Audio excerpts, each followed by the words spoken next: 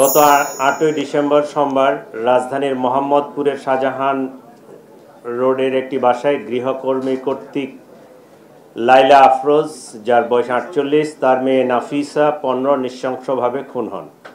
নির্মম ও বীভৎস এই ঘটনা সারা দেশে ব্যাপক চাঞ্চল্যের সৃষ্টি করে।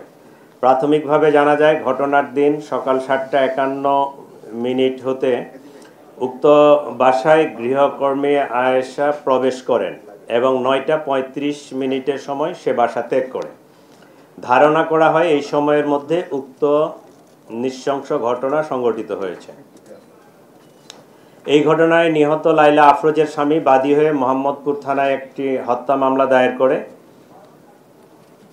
ঘটনার পরপরই মোহাম্মদপুর থানা পুলিশ ও ডিএমপির ঊর্ধ্বতন কর্মকর্তাগণ ঘটনাস্থল পরিদর্শন সহ ঘটনার প্রকৃত রহস্য উদ্ঘাটন, ঘটনার সাথে জড়িত প্রধান সন্দেহভাজন গৃহকর্মী আয়েশার বিস্তারিত তথ্য সংগ্রহ করার কাজ শুরু করেন।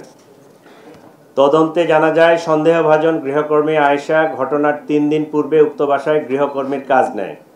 কাজে যোগ দেওয়ার পূর্বে তার নাম, ঠিকানা, যোগাযোগের কোনো ফোন নাম্বার উক্ত বাসায় কারো কাছে ছিল না।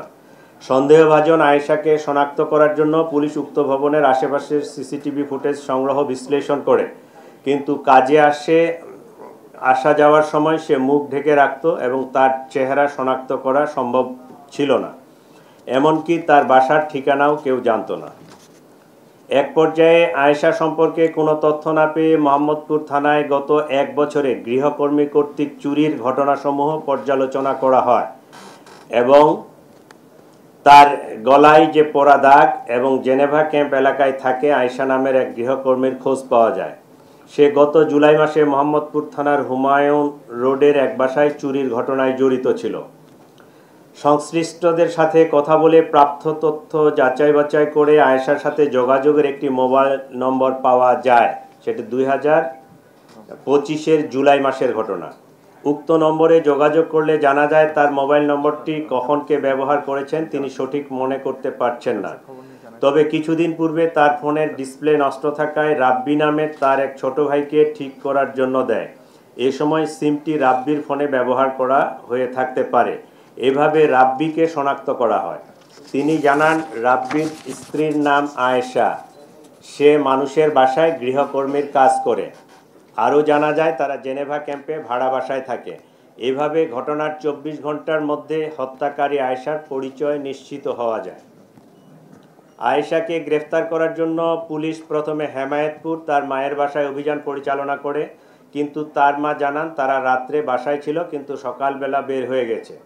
আয়েশার মাকে নিয়ে পুলিশ রাব্বির মায়ের বাসাও যায়, কিন্তু সেখানেও তাদের পাওয়া যায়নি। তারা পুলিশকে জানায় আয়েশা ও রাব্বি বরিশালে গিয়ে থাকতে পারে।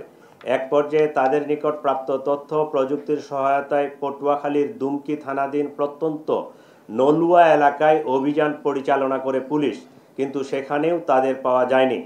পরবর্তীতে এডিসি মোহাম্মদপুরের নেতৃত্বে থাকা পুলিশের আভিযানিক টিম ঝালকাঠি জেলার নলছিটি থানার চরকারা গ্রামে আয়েশার স্বামী রাব্বির দাদার বাড়িতে বুধবার গতকালকে 10 ডিসেম্বর অভিযান পরিচালনা করে এবং বেলা আনুমানিক 12:30 সময় আয়েশা ও তার স্বামী রাব্বিকে গ্রেপ্তার করতে সক্ষম হন। এ সময় তাদের কক্ষ তল্লাশি করে গৃহকর্মী আয়েশা কর্তৃক চোরাইকৃত একটি ল্যাপটপ উদ্ধার করা হয়। প্রাথমিক জিজ্ঞাসাবাদে আয়েশা ঘটনার সাথে জড়িত থাকার বিষয়টি স্বীকার করেছে। একইভাবে জানা যায়, গৃহকর্মী নিয়োজিত থেকে চুরি করার অভ্যাস পূর্ব থেকেই তার ছিল। চাঞ্চল্যকর এই জোড়া খুনের কারণ অনুসন্ধানে আয়েশা বলে, কাজে আসার দ্বিতীয় দিনে সে বাসা থেকে 2000 টাকা চুরি করে। এ নিয়ে গৃহকর্ত্রী আয়েশাকে প্রশ্ন করলে তার সাথে গৃহকর্ত্রীর বাক বিতণ্ডা হয়। লাইলা আফরোজ আয়েশাকে পুলিশে দেওয়ার ভয় দেখান।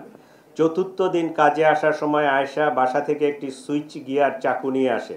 ঘটনার দিন টাকা চুরি নিয়ে তাদের মধ্যে আবারও কথা কাটাকাটি হয় এবং ধস্তাধস্তির এক পর্যায়ে আয়েশা গৃহকর্ত্রী লাইলা আফরোজকে সুইচ গিয়ার দিয়ে এলোপাতাড়ি ছুরিকাঘাত করে।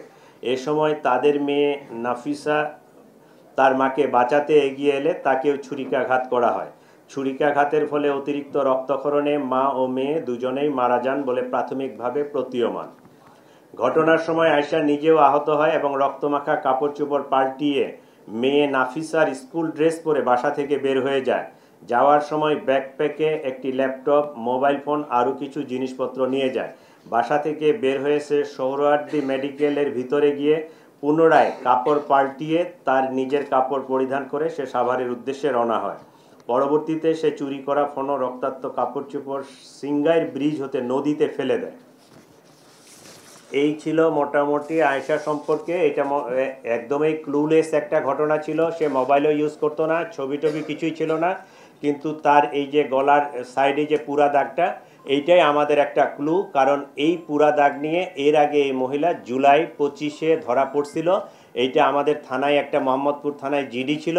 সেই জিডির ক্লু ধরে আমরা এই পুরা হত্যাকাণ্ডের রহস্যটা উদ্ঘাটন করতে সক্ষম হয়েছি এবং তাদেরকে গ্রেপ্তার করতে সক্ষম হয়েছি।